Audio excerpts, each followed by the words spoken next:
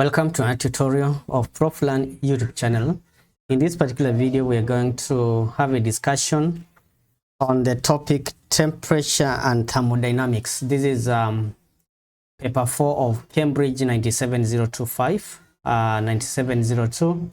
So we're going to see structured questions on how you're supposed to approach different questions when you are given a paper of A-level physics. If you are new to Proflan YouTube channel, consider subscribing so that anytime I upload any video in this channel, you'll be notified. And if you have not joined our Patreon page, join so that you can be able to access this PDF that you can see I'm having at this given point.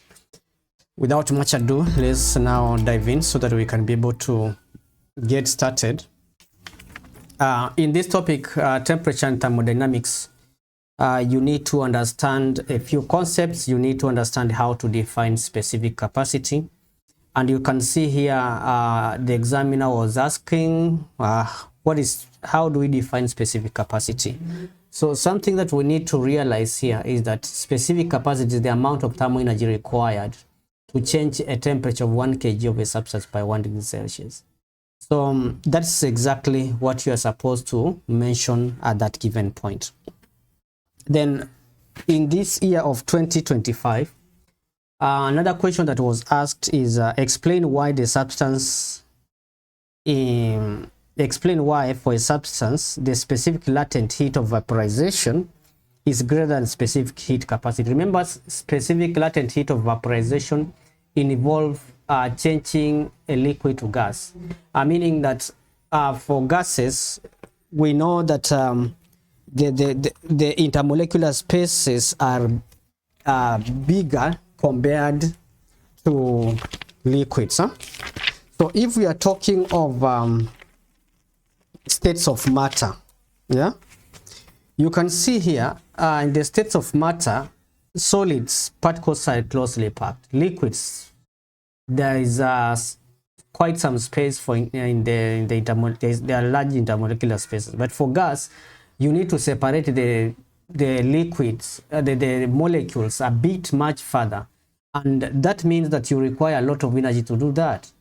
So which means whenever you are supposed to respond to this particular question, you are to talk of the intermolecular spacing and also separating the molecules, and also there's involvement of a larger volume when you are converting a liquid to gas.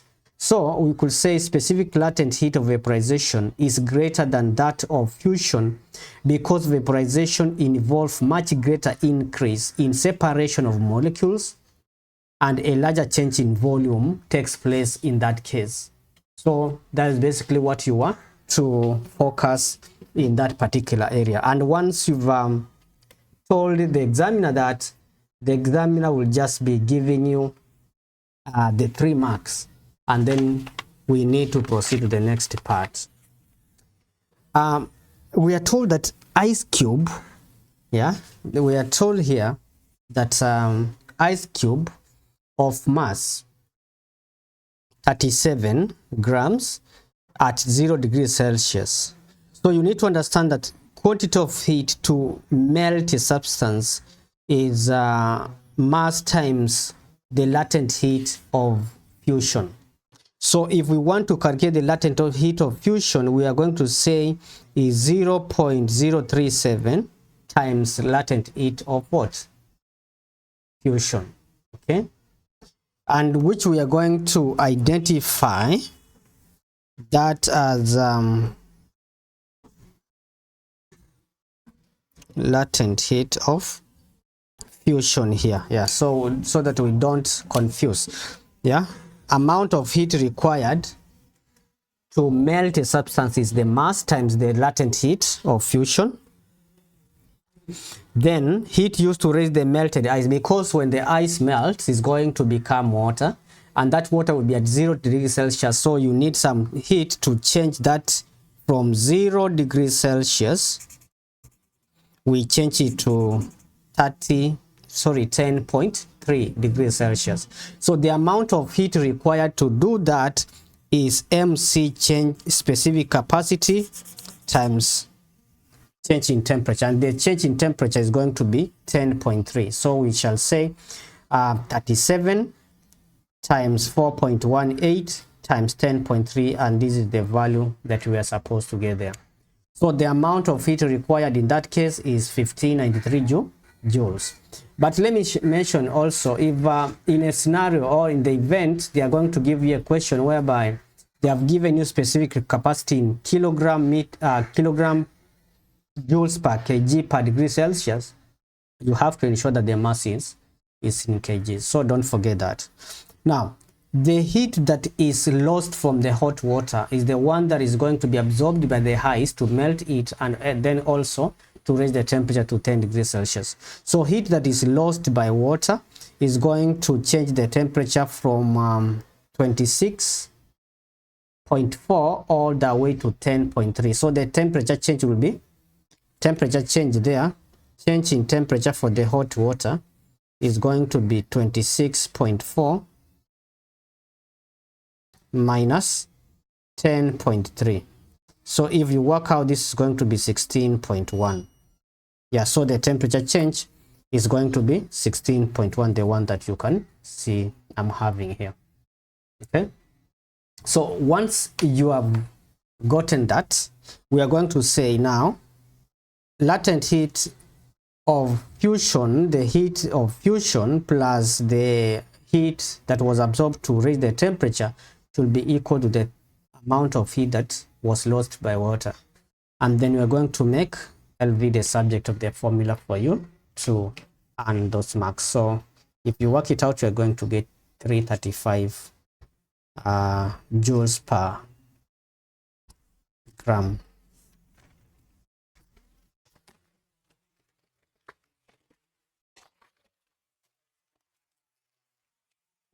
Now, the next question that is being asked here is, state what's meant by internal energy. Internal energy can be defined as the sum of random distribution of kinetic energy and potential energy of atoms or molecules of a system. Because internal energy is given by the kinetic energy of the molecules plus the potential energy of those molecules. So basically, you need to know how you define internal energy. Explain why the internal energy of an ideal gas is directly proportional to the thermodynamic temperature. Why is internal energy of a gas directly proportional? Ideal, and specifically we're talking about ideal gas. So something that we need to remember for ideal gases, there is one of the assumptions that we mentioned when we were learning this in class about ideal gases. Let me just show you. These assumptions we mentioned here. Particles are in a continuous random motion. Particles are negligible volume compared to the volume of the gas. Random collide perfectly inelastic. Molecules exert no force on each other. So in that way, because that force exertion is the one that is going to bring the effect of potential energy. So for that case, we're going to say for ideal gases, potential energy is 0. So what determines the internal energy of an ideal gas is explicitly the kinetic energy. And kinetic energy is directly proportional to temperature. Because if you increase temperature, thermodynamic temperature, you're increasing the kinetic energy of the gas, and having that the internal energy is determined only by the kinetic energy of the gas, ideal gas, then it means the internal energy is directly proportional. So we're going to say internal energy of a gas is equal to potential energy plus kinetic energy. Potential energy for ideal gases is what? Is 0, yeah? And internal energy depends only on kinetic energy. So, but kinetic energy of a molecule is proportional to the thermodynamic temperature. Yeah. Because I believe you remember the aspect we say that kinetic energy of a gas is equals to KT. Do you remember this? Yeah? Do you remember this? If you remember, then you are in the safe side. So from here, we can see that kinetic energy is directly proportional. You think I'm joking? We did that, guys. So we did that, huh? We did that. Let me just, yeah, something like that. Yeah, we did this stuff here. Half k, yeah, this is a third kt, which means a third times the Boltzmann constant, yeah, times the temperature. So this is the relationship, and then for that reason you're gonna realize that that is going to be that. And a sample, there is another question here. We are told that a sample of ideal gas at thermodynamic temperature T has internal energy U. Yeah, so we have thermodynamic temperature T has internal energy U. The gas is compressed to so that its temperature increases to 3T. Temperature increases to 3T. Yeah, it's during this compression, work done on the gas is W. During this, work done on the gas is W. The gas is then cooled down at constant volume. So if you are told constant volume, it means this change in volume is going to be equals to 0. So if you are told constant volume, it means change in volume is equals to 0. And when there is a change in volume, work done is 0. Because we know work done is equals to work done, we know it is pressure times volume. So if work done on a gas is pressure times volume, and then you are being told that the volume in this case, the volume is basically 0, then it means the work done in this case is going to be what? 0. Because pressure times 0 will give you 0. And thermal energy supplied to the gas. Thermal energy supplied. Thermal energy supplied to the gas. So we know thermal energy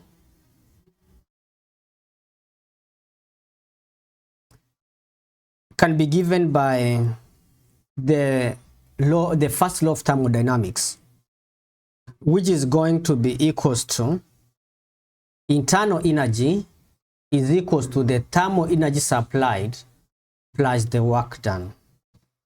Now in this case, if the work done is equals to 0, then it means that thermal energy is equals to the internal energy.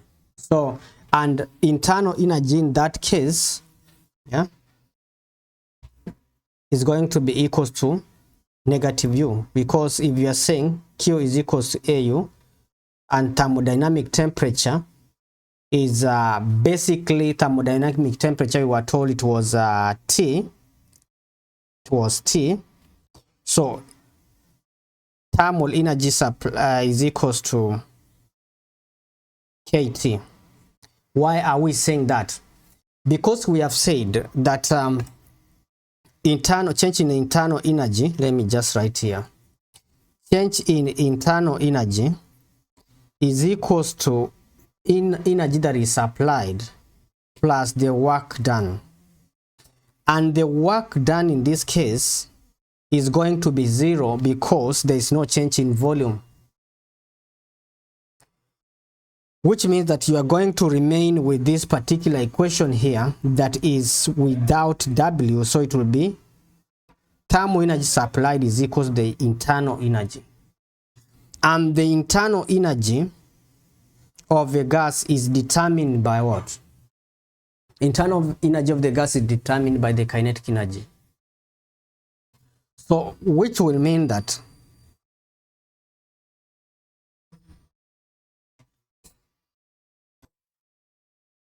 now when we are looking at the thermal energy supplied to the gas during compressions, we are told that when it's compressed, work done on the gas is W. work done on the gas is W. Yeah. So which means that the internal energy is going to be plus 2U. If we are talking about thermal energy supplied, it will be 2U minus the work done. We also have increase in internal energy and thermal energy supplied to the gas during cooling. That is going to be increase in internal energy is going to be negative U, because it's cooling, so it means we are going to have a negative there. And then thermal energy supplied to the gas is negative U. Again, the question on definition of specific capacity is a question that has been featuring quite a number of times. We are supposed to calculate the mass of the block in this question, and here you are to say mass equals to density times volume. We were given density, and then the volume also was provided here, so meaning we are going to say 2.7 times 10 raised to power 3 times 3.6 times 10 raised to power negative 3. If you work it out, you are going to get your answer equivalent to 9.752 kilograms. Show that the volume of the block at the temperature of 500 degrees Celsius is that. So we know that for both cases, the mass is going to remain constant. And we know that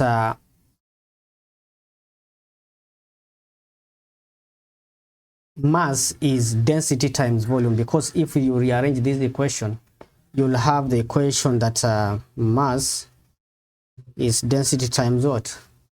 Times volume here. So meaning we are to use this expression that for both cases, mass is to remain constant, and then we shall have density at 0 and volume at 0 is equals to density at 500 times volume at 500. So that we can be able to get the volume of the block at 500, we must have had this particular expression.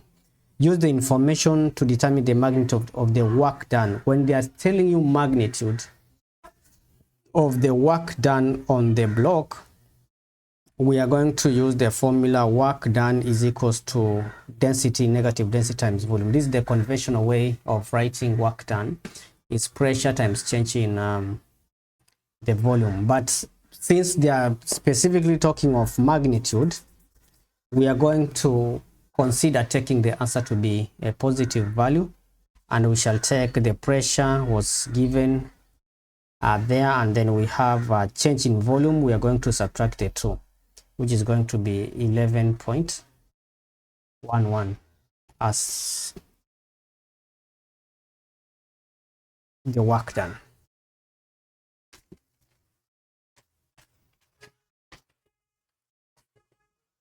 Explain whether work done on the block is positive or negative. So what happened in this case? If you look at it,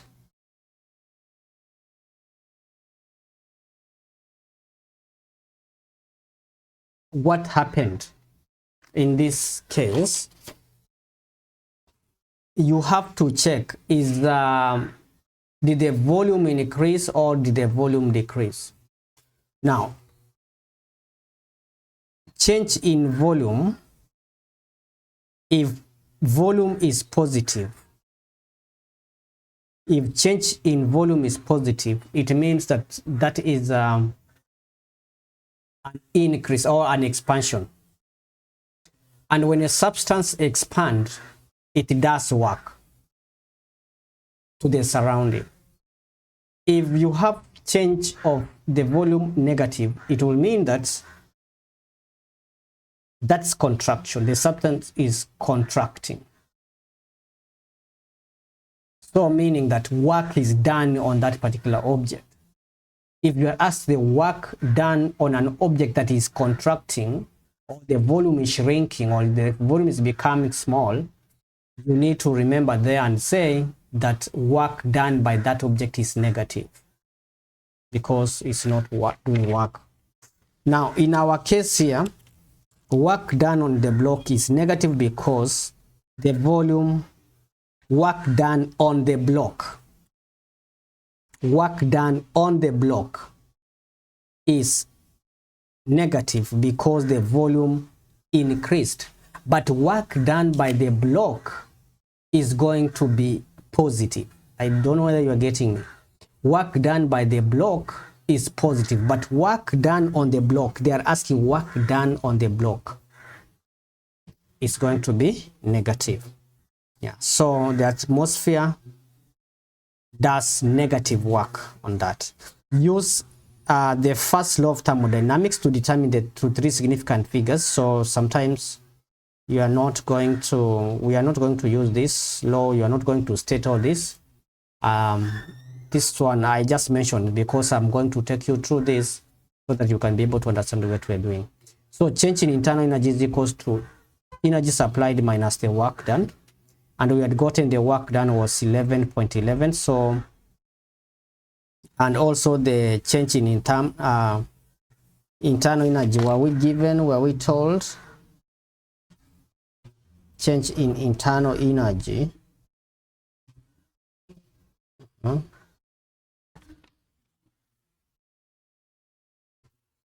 now, so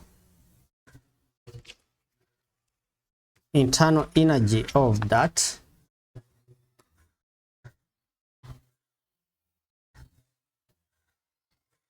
it was provided here, well seated here. The block increase internal energy is 4.38 mega. So mega means 1 million. So we are going to say change in internal energy is equals to heat supplied minus the work done, and the work done is here.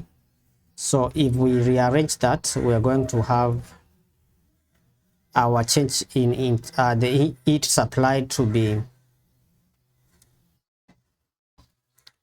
this value, which is 8.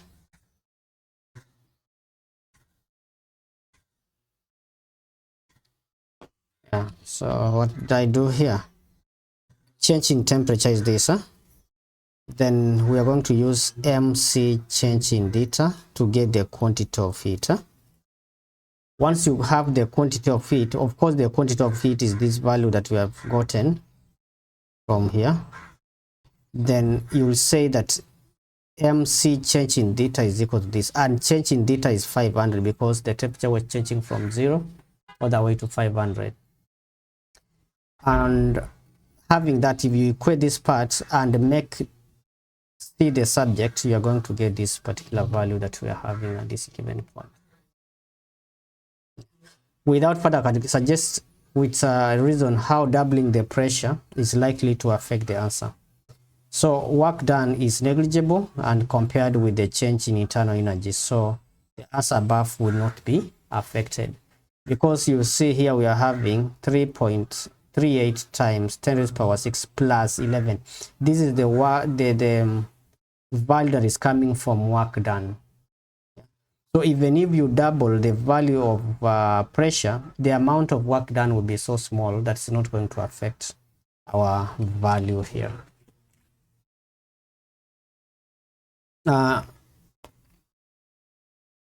We are given equation of state, and at this given point we are supposed to identify the meaning of symbol T. T is the thermodynamic temperature. B that we are having here is molar gas constant, mostly denoted as R. You can see now from this particular part, you can have this as the molar gas constant here. Yeah. And then state the meaning of the symbol C squared. This is the mass of a molecule of a gas. M is the mass, and C squared, this is the mean square speed of the molecule. Use the equation in A and B to derive the expression in terms of that. So we have to remember that PV is equals to N dt. Then we can be able to say PV is equals to 1/3 N mean square speed Then if we equate this particular part that we have to the kinetic energy, we are going to simplify, and our kinetic energy is going to be given by that particular expression, kinetic energy of the molecule. Yeah, so in the event they are asking you to draw a graph to represent that, it's going to be a graph that looks like that.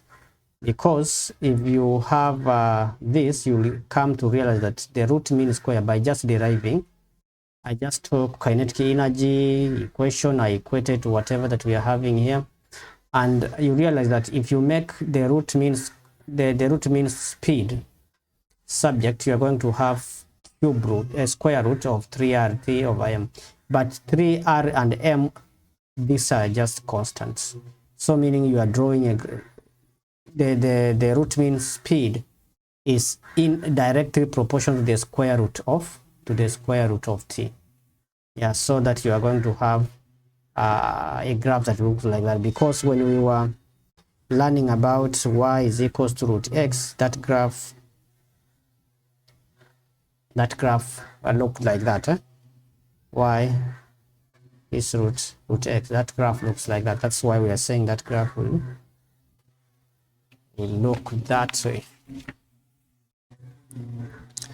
Now, another aspect that you need to understand is the aspect of thermal equilibrium. Sometimes you'll be asked to state what do we mean by an object is at thermal equilibrium. Yeah, an object, two objects are said to be at thermal equilibrium if there is no net heat flow between those two objects.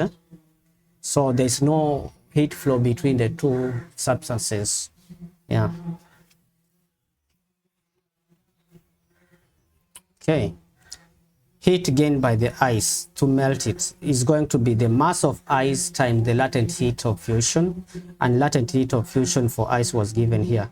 Heat lost by waters decreases from T to theta, so temperature change will be T minus 0 minus theta times mass times specific heat capacity, and that is exactly what you got, and then you are going to paint it here for the examiner to mark.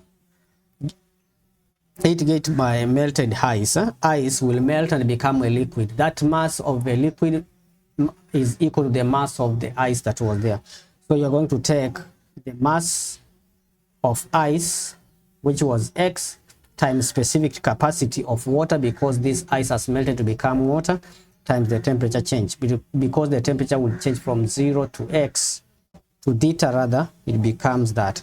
And then use B to answer to find the final temperature. And in that case, you are going to use the concept of heat lost is equal to the heat gained.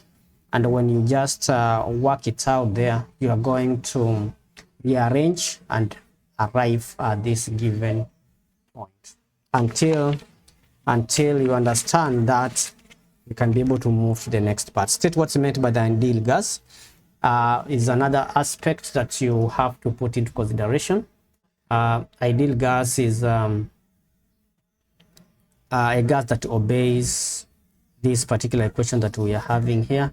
A gas that obeys this equation is an ideal gas, and it has to obey it at all values of P, V, and T. Yeah? Where it is the thermodynamic temperature. An ideal gas of pressure this and mass density of this show that the root mean speed is approximately 500 meters per second. So something that we need to understand also at this given point is that we are going to use the formula pressure times volume is equals to a third number of molecules times the mean square speed. And then if we try to make these subjects, we are trying to make root mean speed as subject, we shall have our expression written here.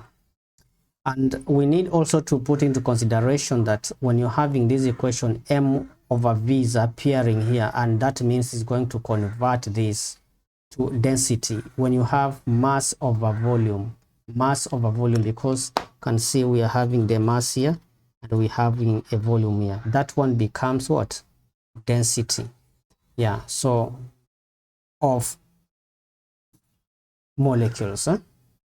Then if you are going to do the substitution there, that is 3 times the pressure divided by the density, we are going to get our answer reducing to that.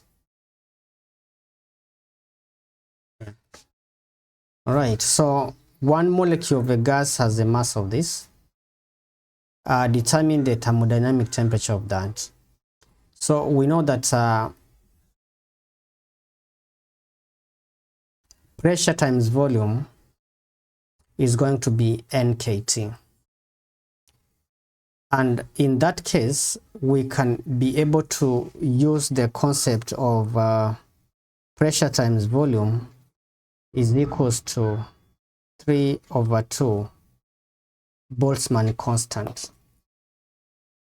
Pressure times volume is equals to 3/2 kT.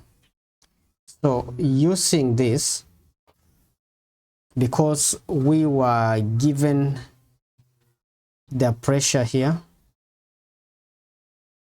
yeah, and we have the root mean speed is well seated here, and nkt, but you can see n and n can be able to cancel out, right? So meaning if you take a third times the mass that was given, this mass that was given, times the speed that was provided. The speed that we got here was 502, which is actually 500. So meaning if you are using 500 down here, you're still gonna get it correct. Yeah. So you can be able to square that speed is equals to 3/2 times Boltzmann constant, then times the temperature. So if we are going to make T the subject, you are going to get it as 290 Kelvin. Calculate the internal energy. Internal energy of the gas is going to be 3/2 RT, but internal energy is equivalent to the kinetic energy of gas. Since no intermolecular forces, so it's not going to exert any other force. So we are going to say 6 times 3/2 times 8.31 times the temperature, which is 287.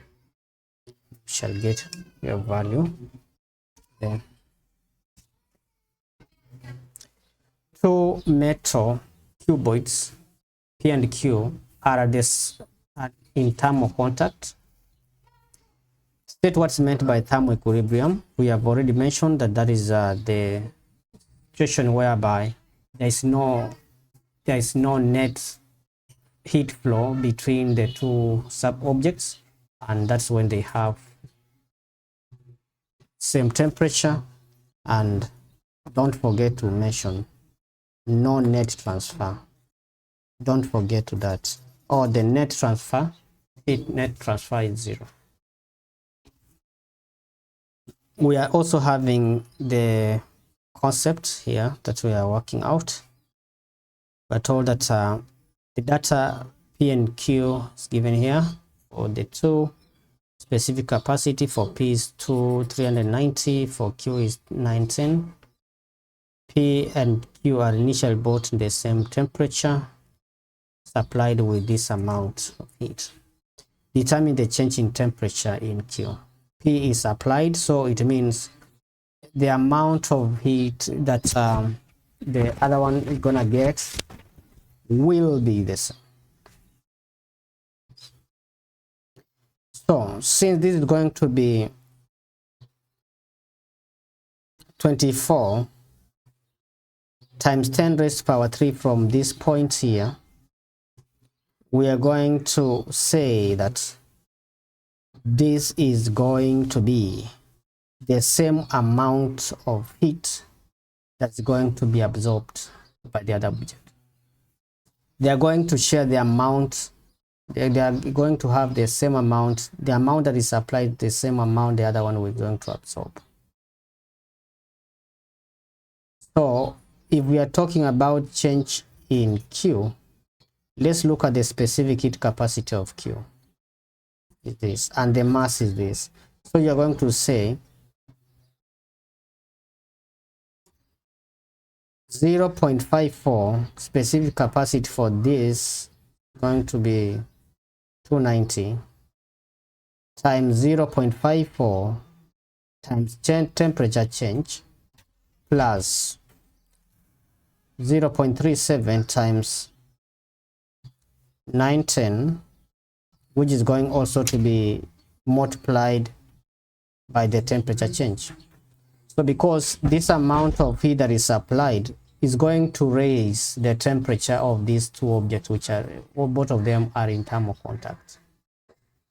Which means if you work it out, you're going to get 43.9. 43.9.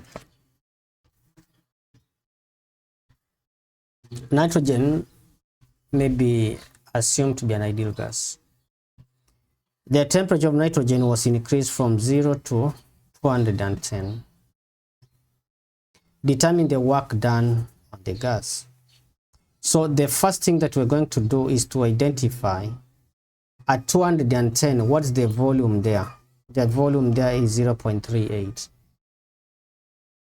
From 0, the temperature, what's the change in volume in this given point here? We are going to have 0.18. If you subtract, we are going to have that. Work done is pressure times change in volume. So that's why we are going to have work done, change in volume times the pressure.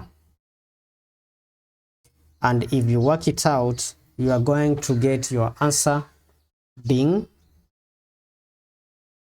negative. Work done on the gas. Because the gas is expanding. Because the gas is expanding, it means it's going to do work to the surrounding. If they are asking you the work done on the gas, then it means that our answer has to be negative value. Because the gas did work that was done on the gas is negative. But the work done by the gas is positive. Determine the number of molecules. So we can be able to use the concept of PV is equals to NKT. And that is going to be, we know the temperature. We know the Boltzmann constant. Change in temperature here, already able to work it out, but it has to be in Kelvin. Because here you are given temperature in degrees Celsius, so you have to be very keen on that. So that's going to be 273. And we are referring to at this particular point. That's where we have the volume, which is 0.18. And then we have the pressure at that given point is 1 point. The pressure is 1.6 times 10 to the power 5. And then temperature here is 0. So 0 degrees Celsius is equals to 273.15 Kelvin. So that's what you are supposed to do here in order to get 22,400. But what you need to remember whenever you are doing this question is that when a gas expands, it does work. then when a gas does work, the work done on the gas will be negative. But if a gas is compressed, work will be done on it. The work that the gas will do when it's being compressed will be negative, but work done on the gas is positive. Yeah, so the next question was about the root mean square speed, of which you're supposed to use this particular formula in order to work it out. Yeah, so that's gonna get that. We have defined the term specific capacity, so we are not going to repeat on that. We're not going to repeat on that. We have these two graphs. We were told this was losing heat, this was gaining, and they attained a constant temperature or common temperature of 40. So we are supposed to give qualitatively the observations and the conclusion that we can be able to draw this. This is going to lose heat. Which amount of heat is going to be lost? This one is going to gain heat. Which amount of heat that's going to gain? And also you can comment on the common temperature attained, and then you comment on the specific capacity of this and this. So this one is going to have a larger specific capacity. That's why you can see there's a small temperature change in it with the same range. So we are going to say initial temperature of X is 85, initial temperature of Y is that, and they reach both final temperature of 40 degrees Celsius.